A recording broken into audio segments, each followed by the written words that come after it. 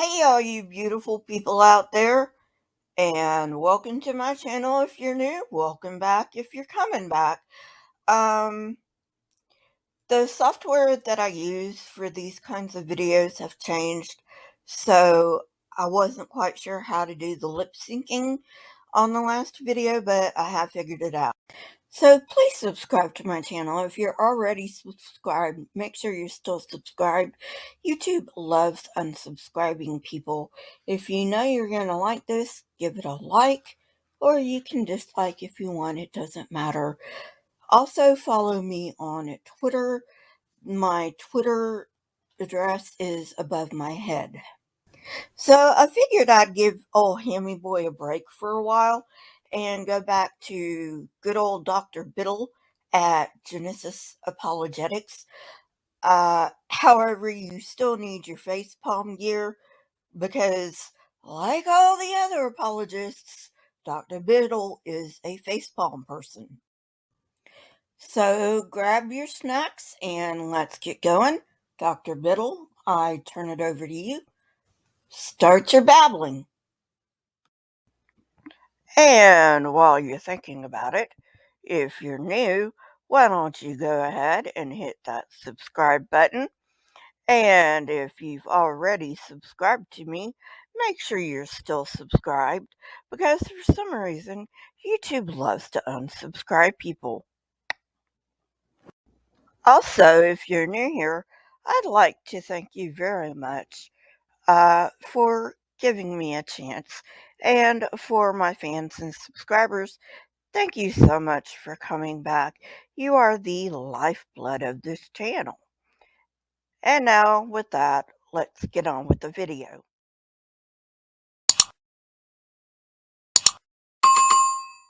So we look around at the worldwide coal deposits. We know that these dinosaurs were living in a jungle-like habitat or a forest-like habitat. All of that got buried during Noah's flood, leading to all these coal seams we have that in some cases are huge. So here's a picture. You can see a couple guys here with a van. Look at that giant coal seam. How much plant life would be necessary to bury under sediment to have that amount of coal, a huge amount of it. So that's basically what the habitat that the dinosaurs were living in. I did have an animation in here about how coal forms, but I had to take it out. Sorry guys, I tried. But anyway, I do have in one of my other videos where I explain how coal forms. Yes, it takes millions of years. Biddle, things don't change how they work just because you don't like how they work.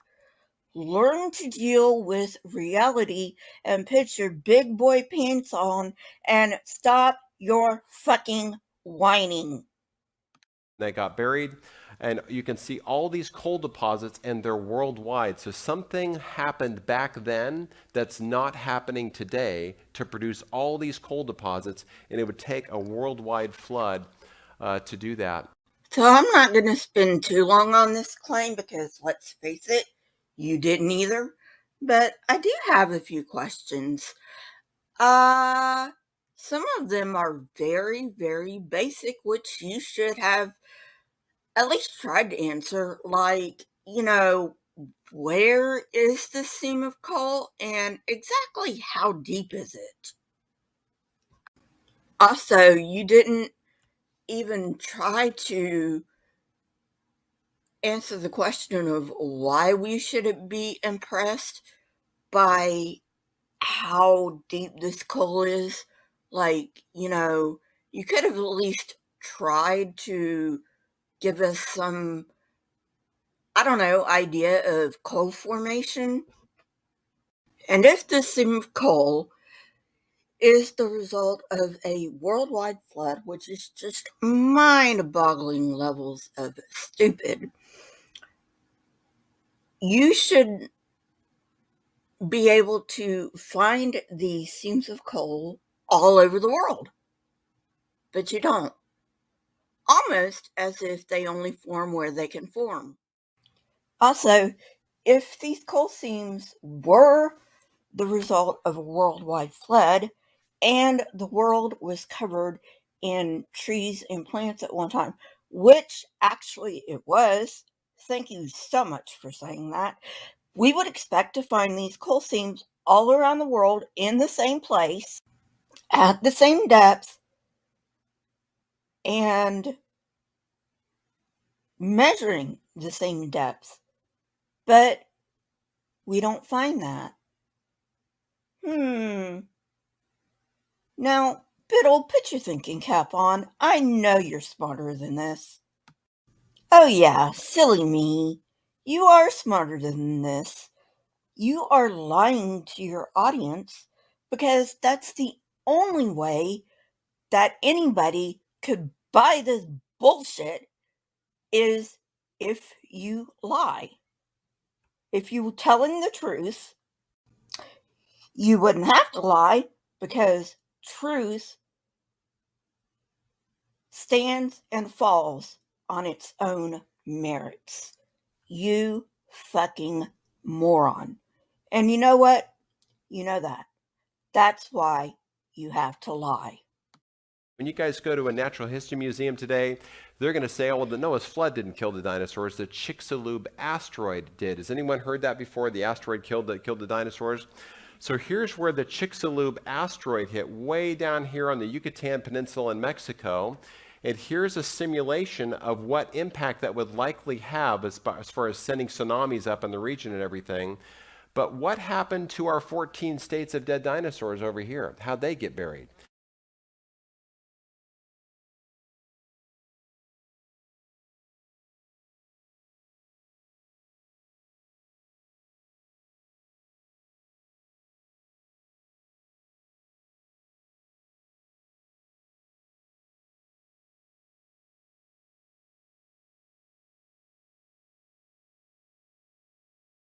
So, I know this is going to sound like really weird while we're in the middle of talking about a mass extinction event, but I'm going to try to do something a little bit different here and lighten up the mood. So, it's joke time. So, why is Peter Pan always flying? Because he never lands. What do you get when you cross a snake with a pie? A python. What goes around a yard but never runs? A fence. Okay, I'll stop. I can hear the booing from here. I know those are some pretty bad jokes, but hey, you gotta have some levity sometimes.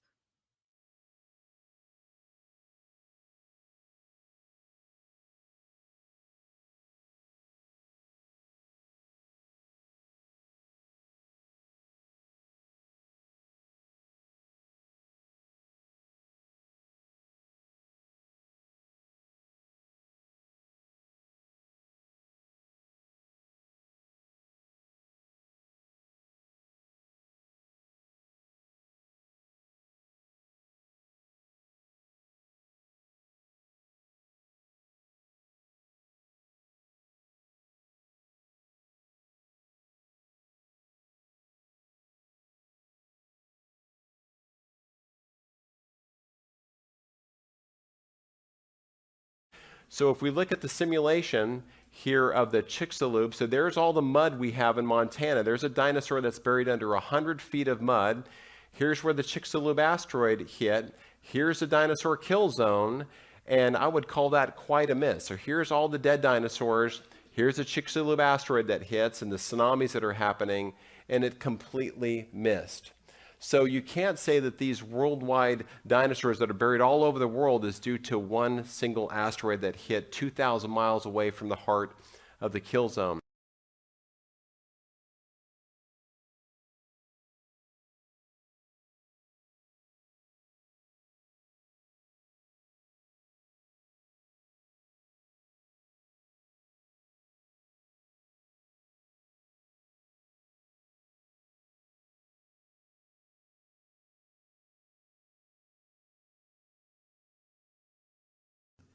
So I'm glad he brought this up again because it lets me show the video again.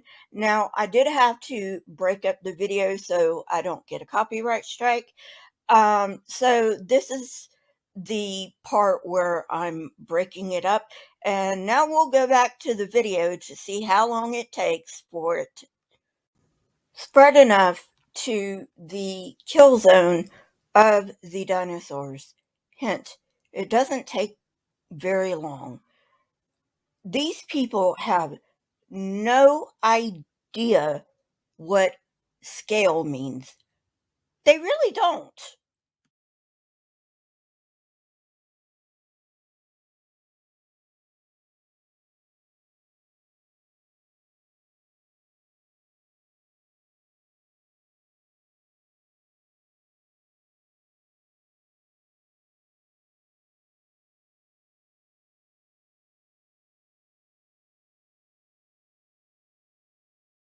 This should be my last video break. I'm not going to show the whole video to you. Just type in Chicxulub Impact into the YouTube search bar and you should be able to find it. I'm only going to go up to the dinosaur kill zone because he thinks that's a gotcha for the Chicxulub Impact.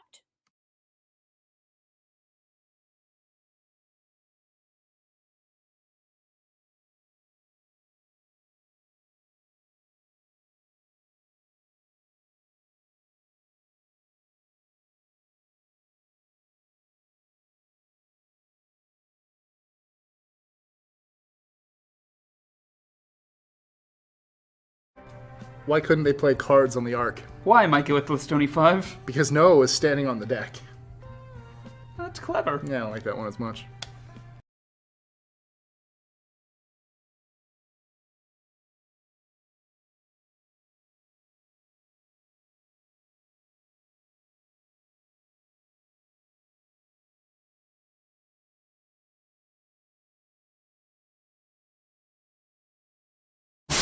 Me.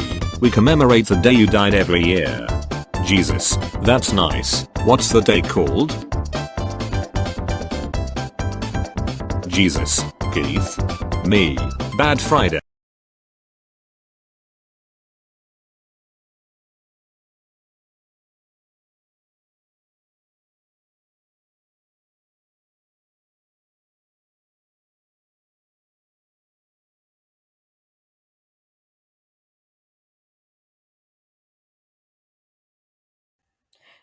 So, as you've probably already guessed, these creationists have no fucking clue what space or time are, because if they did, they would know that it really doesn't matter that the Chicxulub impact crater is thousands of miles away from the United States kill zone, because when you're talking about something as big as the Earth, it doesn't really matter.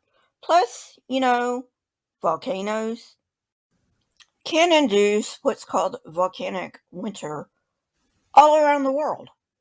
So, and an asteroid obviously is bigger and is going to have more of an impact than a volcano. So, what the fuck is up with you? Also, how do you explain the iridium layer that is found all over the fucking world? Iridium isn't found on Earth. Iridium is found in space. And after that iridium later, we see a major change in life on Earth. There's 10 different characteristics about how these dinosaurs are buried that I think really substantiates the flood. The first is that these dinosaur fossils are everywhere. They're worldwide. We're focusing on America, but they're definitely worldwide. So the vast extent is one clue that we have. Next, we know that they were buried furiously and they were disarticulated. They're buried in mud, they're buried in ash, and they're buried in sand. Oftentimes, they're found buried simultaneously in groups. We find entire herds of dinosaurs in fossil beds that are over a mile long in some areas that are found buried simultaneously.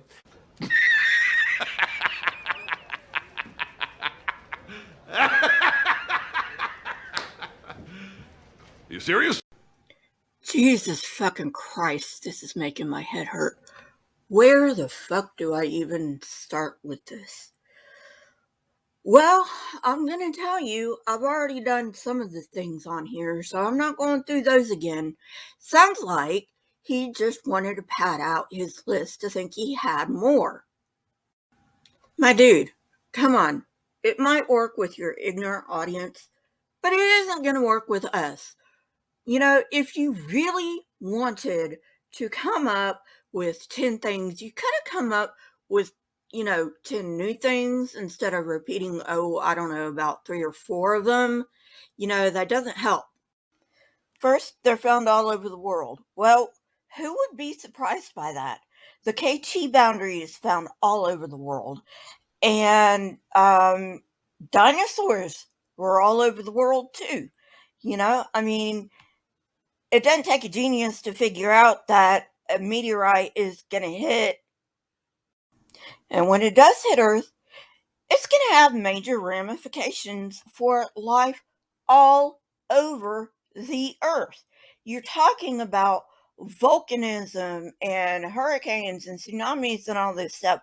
This is what happens when a meteorite hits, you fucking stupid moron. Okay, now your second point. Buried furiously. You say that under the current geological and evolutionary theories that this wouldn't happen. Haven't you ever heard of a local flood or a volcano? Well, hell, I know you know about volcanoes. You just finished talking about them. Not all volcanoes spew lava. There are a lot of volcanoes that spew ash and just general shit that you can't live through. I'm not going to spend too long on buried in groups. Why on earth would anyone be surprised to find that they are buried in groups? We know that most dinosaurs were herd animals. This is 101 stuff. They're frequently found mixed with marine fossils. They're buried sometimes without juveniles because the adults were trying to flee the oncoming floodwaters and leaving the youth and the babies all behind. And now, I think one of the best proofs we have nowadays is that dinosaur bones that we're discovering today, we've now discovered up to 16 different types of bioorganic materials that are found in dinosaur bones, showing they're not petrified rocks, they're still bones, and there's still organics inside of the bones that simply can't be millions of years old. There's carbon-14 in bones. Carbon-14 is only supposed to date back about 60,000 years, but dinosaur bones are filled with carbon-14. And we find mummified dinosaurs. So the idea of the secular evolution timeline certainly can't explain these 10 characteristics of how we find the dinosaur buried, but the biblical flood can really well explain these 10 characteristics. On to dinosaur fossils mixed with marine fossils. Now, I can't find this claim anywhere but on creationist websites, and usually I'd say that which is presented without evidence can be dismissed without evidence, but I'm not going to do that. I'm going to entertain this. Let's say it is true. Again, how would this be surprising even if it is true? Because in the Mesozoic, sea levels were rising. That means that some dinosaurs might not have been able to get out of the way before a friggin' flood came. Okay? That's that. Frequently buried without juveniles. Well, I gotta ask you, how do you know that? We don't have a whole lot of juvenile dinosaur fossils to begin with, so how would you know that? Okay, second of all, how would this be surprising? The asteroid hit would have unleashed immense power and a lot of natural forces, and at that point, it would be every dinosaur for themselves. They wouldn't care about their babies. Biomaterials found in dinosaur fossils.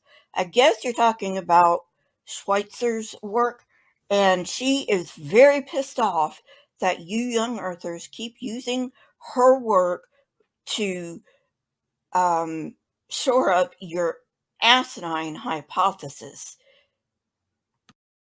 Since Schweitzer's paper, there's been more study done on this phenomenon. And guess what? I don't know about your 16 biomaterials. I don't really give a fuck. But that heme is only found under certain circumstances. It's funny that you should bring up carbon-14 in dinosaur fossil bones. Aren't you the people who are always screaming that carbon-14 is not a reliable way to date things? You cannot have it both ways, you idiot. So, aside from making fun of you for your double standard, which is, I've got to say, that's hilarious. But aside from that, have you ever heard of cross-contamination? Oh, no, you haven't. You're a creationist. Finally, we get to the very few mummified dinosaurs we have found. And I did end up finding this claim on a non-creationist website. And guess what? You're not being totally honest. I know. Shocker. Creationists not being honest. So why were these few dinosaurs preserved as mummies? Well, scientists believe that these mummy dinosaurs, which aren't really mummies, but they're close enough, they were buried in the sea and they were infused with minerals. So anyone who knows how mummies are formed, this is no big surprise, okay? Natural mummies, they're usually found in dry environments, but purposeful mummies, they're usually dried out with salts. Now, of course, these quote-unquote dinosaur mummies were not preserved on purpose. However, scientists are still trying to figure this out, and it's not God done it.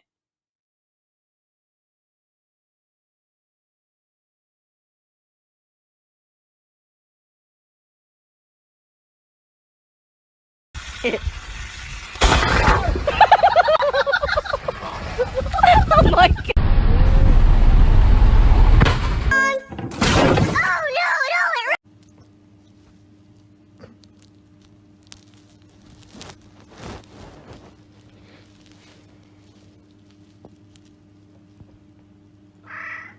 Oh.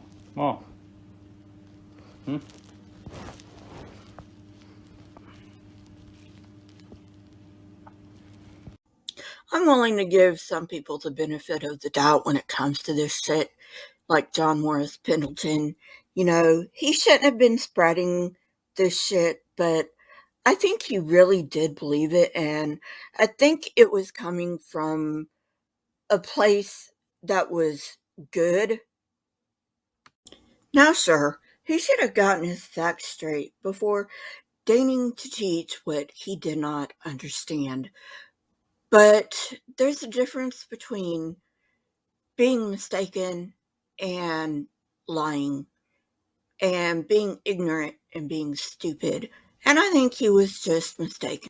However, I think Biddle is absolutely lying, and I think he knows it. Because from what I can tell, he's at least got a little bit of a brain. And, well, if you even have a little bit of the brain, none of this shit makes sense. Obviously, I can't prove this one way or another, which is why I preface it with, I think. But there are some telltale signs.